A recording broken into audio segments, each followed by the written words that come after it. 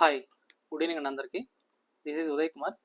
ఈరోజు క్లాస్లో మనం ఏంటంటే ఎలక్ట్రికల్ సర్క్యూట్స్ సబ్జెక్ట్లో మెష్ అనాలిసిస్, నోడ్ అనాలిసిస్ టెక్నిక్స్లో సూపర్ నోడు, సూపర్ మెష్ ఆ టెక్నిక్ సంబంధించి కొన్ని ప్రాబ్లమ్స్ డిస్కస్ చేద్దాం. సో అందులో ఫస్ట్ క్వశ్చన్ ఏంటి అంటే determine the power delivered by the voltage source using mesh analysis, node analysis and short cut అనేది వాటిని యూస్ చేస్తాం అన్నమాట.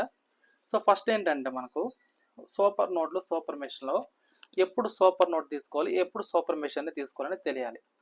సో ఎప్పుడు కానీ గుర్తుపెట్టుకోండి, ఎక్కడైతే మనకు టూ లూప్స్ మిడిల్లో ఒక కరెంట్ సోర్స్ ఎప్పుడైతే ఎగ్జిస్ట్ అవుతుందో దాన్ని మనం ఏమంటామంటే సూపర్ మెష్ అంటారు. సో లూప్స్ అంటే మనకు ఆల్రెడీ ఐడియా ఉంది కదా. సో లూప్స్ అంటే ఏంటి, నోడ్స్ అంటే ఏంటి అనేది. సో ఫర్ ఎగ్జాంపుల్ ఇది ఒక లూప్ అన్నమాట, అదేవిధంగా ఇది ఒక లూప్ అన్నమాట, అదేవిధంగా ఇది ఒక లూప్ అన్నమాట. ఓకేనా, ఇవి లూప్స్ అంటారు వీటిని. అట్లా ఎనీ టూ లూప్స్ మిడిల్లో ఒక కరెంట్ సోర్స్ ఎగ్జిస్ట్ అయ్యింది అంటే సో దాన్ని మనం ఏమంటామంటే సూపర్ మెష్ అంటారు. అదేవిధంగా ఎనీ టూ నోడ్స్ అంటే ఏంటంటే ఇవి నోడ్స్ అన్నమాట. అదేవిధంగా ఎనీ టూ నోడ్స్ మిడిల్లో మనకు ఏదైనా ఒక వోల్టేజ్ సోర్స్ ఎగ్జిస్ట్ అయింది అంటే దాన్ని మనం ఏమంటామంటే సూపర్ నోడ్ అంటారు. ఓకేనా, సూపర్ నోడ్ అంటారు. అయితే మనం తీసుకునే ఈ సూపర్ నోడ్, సూపర్ మెష్ టెక్నిక్లో సో ఎలా యూస్ చేస్తాం ఏంటి అంటే, ఫర్ ఎగ్జాంపుల్ నాకు super node or super mesh ఉంది. మనం తీసుకున్న ప్రాబ్లంలో సూపర్ నోడ్ కానీ సూపర్ మెష్ కానీ ఉంది. సో ఇలా ఉన్నప్పుడు మనం జనరల్గా ఏం చేస్తామంటే సో కేసీఎల్ యూస్ చేస్తాం, కేవీఎల్ యూస్ చేస్తాం, ఓమ్స్ లా అనేది యూస్ చేస్తాం. అంటే 3 మెథడ్స్ అనేవి నేను యూస్ చేసుకొని కంబైన్ చేసుకొని తీసుకుంటాం అన్నమాట ఈక్వేషన్స్ అనేటివి. ఓకేనా. సో ఇప్పుడు ఇక్కడ నేను తీసుకున్న ఈ ప్రాబ్లంకి నేనేం చేస్తానంటే నోడ్ అనాలిసిస్ ఎలా అప్లై చేయాలో చెప్తాను, షార్ట్ కట్ ఎలా చేయాలో చెప్తాను. మీరేంటంటే మీరు ఇంటి దగ్గర ఏం చేస్తారంటే మెష్ అనాలిసిస్ అనేది ట్రై చేయండి. Super mesh technique last class నేను ఆల్రెడీ చెప్పాను మీకు. సో కాబట్టి ఆ సూపర్ మెష్ టెక్నిక్ అనేది మీరు యూస్ చేయండి. ఓకేనా. సో ఇప్పుడు చూడండి, సో ఫస్ట్ దీనికి షార్ట్ కట్ చెప్తాను నేనండి. సో ఫస్ట్ షార్ట్ కట్ ఎలా చేస్తానో చెప్తాను, ఆ తర్వాత మనం ఏం చేస్తారంటే సూపర్ నోడ్ టెక్నిక్ అనేది ఎలా యూస్ చేయాలని చెప్తాను. ఓకేనా, నోడ్ అనాలిసిస్ గురించి డిస్కస్ చేస్తాను. సో ఫస్ట్ మనకి ఇచ్చిన ప్రాబ్లంని యాస్టీస్ తీసుకుంటాం డయాగ్రామ్. సో ఏదైతే మనకు సర్క్యూట్ ఇచ్చాడో సో దాన్ని యాస్టీస్ తీసుకుందాం. సో ఇక్కడ షార్ట్ కట్ చేసేటప్పుడు ఇక్కడ మనం ఏమి యూస్ చేస్తామని చూడండి ఒకసారి.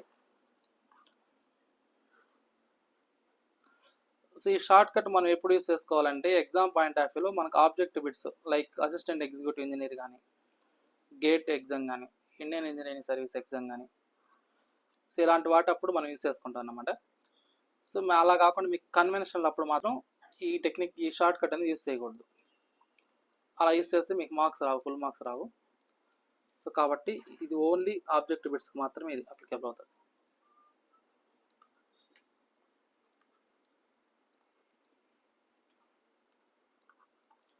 సో ఇది మనకిచ్చింది. సో ఇక్కడ చూడండి ఒకసారి, ఇక్కడ నేను ఏమంటానంటే ఈ పర్టికులర్ నోడ్ దగ్గరికి 3 ఆంపియర్స్ కరెంట్ ఎంటర్ అవుతుంది, 4 ఆంపియర్స్ కరెంట్ లీవ్ అవుతుంది. సో కాబట్టి అలా లీవ్ అయినప్పుడు సో ఇప్పుడు నాకు ఇక్కడ చూడండి ఈ ఎంటరింగ్ కరెంట్ ఏమవుతుంది, సో ఇక్కడ నాకు 3 ఆంపియర్స్ కరెంట్ ఎంటర్ అవుతుంది, 4 ఆంపియర్స్ కరెంట్ లీవ్ అవుతుంది. అంటే మీనింగ్ ఏమని, ఇక్కడ 1 ampere ఉన్నట్టేనా.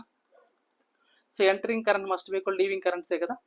Entering current must be leaving current అనుకుంటే ఇప్పుడు నేను ఇక్కడ 1 ఆంపియర్ పెట్టుకుంటే ఇదేమో 3 ఆంపియర్స్ ఇలా ఎంటర్ అవుతుంది, ఇక్కడ 1 ఆంపియర్ ఎంటర్ అవుతుంది. అప్పుడు నాకు ఇదేమవుతుంది 4 ఆంపియర్ సరిపోతుంది, అంతేనా. 4 ఆంపియర్ సరిపోతుంది అంటే 2 ohms దగ్గర నాకు ఎంత కరెంట్ ఉన్నట్టు, 1 ఆంపియర్ కరెంట్ ఉన్నట్టు. సో అది మనకు ఐడెంటిఫై అయిపోయింది. నెక్స్ట్ ఏమనుకుంటామంటే ఫర్ ఎగ్జాంపుల్ ఇక్కడ నా వోల్టేజ్ సోర్స్ నుంచి నేను ఇక్కడ సమ్ ఐ కరెంట్ ఉంది అనుకుందాం. ఇక్కడ ఐ కరెంట్ ఉంది అంటే అప్పుడు ఇందులో ఎంత కరెంట్ ఉన్నట్టు, I-1 కరెంట్ ఉన్నట్టు, అంతేనా. ఇక్కడ నాకు ఐ కరెంట్ ఎంటర్ అవుతుంది, ఈ 2 ohmsలో 1 ఆంపియర్ కరెంట్ అనేది లీవ్ అవుతుంది. సో కాబట్టి అప్పుడు నాకు ఈ 1 ఆంపియర్లో ఎంత, 1 ohmలో ఎంత కరెంట్ పాస్ అవుతుంది అంటే I-1 అంటే entering current must be leaving current కాబట్టి వాటికి రిజల్టెంట్ కరెంట్ ఇక్కడ పాస్ అవుతుంది. నెక్స్ట్ ఈ నోట్లో చూడండి, ఈ పట్టుకున్న నోట్కి వచ్చేసరికి ఈ I-1 కరెంట్ అనేది ఎంటర్ అవుతుంది, 4 ఆంపియర్స్ ఎంటర్ అవుతుంది. సో అటువంటిప్పుడు ఇక 1 ohmలోకి ఎంత కరెంట్ పాస్ అవుతుంది అంటే నాకు సో I+3 కరెంట్ ఎంటర్ అవుతుంది, అంతేనా. I+3 కరెంట్ అనేది ఎంటర్ అవుతుంది. ఓకే. ఇప్పుడు మనం కనుక్కోమన్నది ఏంటోడు, so power delivered by the voltage source కనుక్కోమన్నాడు. So power delivered by the voltage source కనుక్కోమన్నాడు అంటే ఏమని, ఐ వాల్యూ కనుక్కోమని చెప్పింది. మనకి ఇచ్చింది ఏంటి, ఐ వాల్యూ అనేది కనుక్కోండి అని చెప్పేసి అన్నాడు. సో ఇలా ఇచ్చినప్పుడు మనం ఏం చేస్తారంటే ఇక్కడ సో ఇది ఒక సూపర్ మెష్ అన్నమాట. ఇది ఒక సూపర్ మెష్. ఇది సూపర్ మెష్. సో కాబట్టి ఇక్కడ మనం ఏం చేస్తారంటే కేవీఎల్ అనేది అవుటర్ లూప్కి మాత్రం తీసుకుంటాం. ఇలా ఎప్పుడైతే నాకు సూపర్ మెష్ ఇచ్చినాడో అప్పుడు నేను ఏం చేస్తానంటే ఇక్కడ కేవీఎల్ అన్నది అవుటర్ లూప్ మాత్రం తీసుకుంటాను. అవుటర్ లూప్ అంటే ఎట్లా, ఈ విధంగా. సో ఈ విధంగా అవుటర్ లూప్కి మాత్రం నేను ఏం చేస్తాను, కేవీఎల్ అనేది తీసుకుంటాను. సో కాబట్టి ఇప్పుడు మనం ఫస్ట్ ఏం చేద్దామంటే -15 ఆంపియర్స్ దగ్గర నుంచి స్టార్ట్ చేద్దాం, అంటే వోల్టేజ్ సోర్స్ని స్టార్ట్ చేద్దాం. సో అప్పుడు నాకు ఇదేమవుద్దంటే ఇక్కడ, సో ఇక్కడ చూడండి, సో -15 ప్లస్ 1 ఇంటూ I - 1. ఇక్కడ నేను ఎల్లో కలర్ ఏదైతే ఇండికేట్ చేస్తాను దాన్ని మాత్రం అబ్జర్వ్ చేయండి. 1 into I - 1, next plus 1 into I + 3 plus 1 into current I equal to 0. ఓకేనా, ఎక్కడి నుంచి స్టార్ట్ చేసామో అక్కడికి ఎండ్ అయింది అన్నమాట. సో ఇప్పుడు నాకు ఇదేమవుద్దంటే -15 plus I - 1 plus I + 3 plus I equal to 0. So దీని నుంచి ఇప్పుడు నాకు ఇదేమొస్తుందంటే ఇక్కడ నాకు, సో ఇక్కడ చూడండి 3 ఇది -15 -1 -16 అవుతుంది. 16లో 3 పోతే -16 అవుతుంది. సో -13 అవుతుంది. ఇది ఇక్కడ ఏమవుతుంది అంటే నాకు 3I అవుతుంది ఈక్వల్ టు 0. దీని నుంచి 3I ఈక్వల్ టు ఎంత అవుతుంది, నాకు 13 అవుతుంది. సో ఇప్పుడు నాకు ఓన్లీ కరెంట్ I వాల్యూ కావాలంటే 13/3 యాంపియర్స్ అవుతుంది. అంటే ఇప్పుడు నాకు మనం తీసుకునే ఏదైతే 15 వోల్ట్స్ ఉందో, 15 వోల్ట్ సోర్స్ ఏదైతే ఉందో ఇందులో పాస్ అయ్యే కరెంట్ I వాల్యూ వచ్చేస్తుంది నాకు. సో ఇప్పుడు నాకు వోల్టేజ్ సోర్స్ దగ్గర వోల్టేజ్ తెలుసు, కరెంట్ తెలుసు, పవర్ కనుక్కోవచ్చా? సో ఇప్పుడు మన పవర్ అంటే ఏమొస్తుంది నాకు, power delivered. So power delivered అన్నప్పుడు అక్కడ ఉన్న వోల్టేజ్ ఏమో 15 వోల్ట్స్, అదేవిధంగా అందులో పాస్ అయ్యే కరెంట్ ఏమో 13/3, అంటే 15 ఇంటూ కరెంట్ వచ్చేసరికి 13/3. సో 3 1 జా 3 5 జా, సో 13 5 జా ఎంత అవుతుంది, 65 వాట్స్ అన్నమాట. సో ఇదేంటిది షార్ట్ కట్. సో ఇక్కడ మీరు గుర్తుపెట్టుకోవాల్సింది ఎలా అర్థం చేసుకోవాలంటే, సో ఇక్కడ చూడండి ఒకసారి. సో ఇక్కడ నేను ఏమంటానంటే ఈ సోర్స్ ఈ పర్టికులర్ నోడ్కి ఇక్కడ కరెంట్ అనేది 3 ఆంపియర్స్ కరెంట్ ఎంటర్ అవుతుంది, ఇక్కడ 4 ఆంపియర్స్ కరెంట్ లీవ్ అవుతుంది. సో 4 ఆంపియర్స్ కరెంట్ లీవ్ అవుతుందంటే ఖచ్చితంగా ఇక్కడ ఎంత ఎంటర్ అవ్వాలి, 1 ఆంపియర్ కరెంట్ ఎంటర్ అవ్వాలి. ఎందుకంటే ఈ రెండు యాడ్ చేస్తేనే కదా ఇక్కడ వస్తుంది వాల్యూ. సో కాబట్టి ఈ 1 ఆంపియర్ ఇక్కడ తీసుకున్నాను నేను. ఇక్కడ నాకేంటి, ఈ వోల్టేజ్ సోర్స్ దగ్గర నాకు కరెంట్ కనుక్కుంటే నేను పవర్ అనేది కనుక్కోవచ్చు.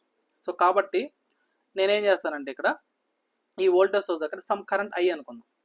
సో ఇప్పుడు నాకు ఇది కరెంట్ ఎంటర్ అవుతుంది, entering current positive, leaving current negative.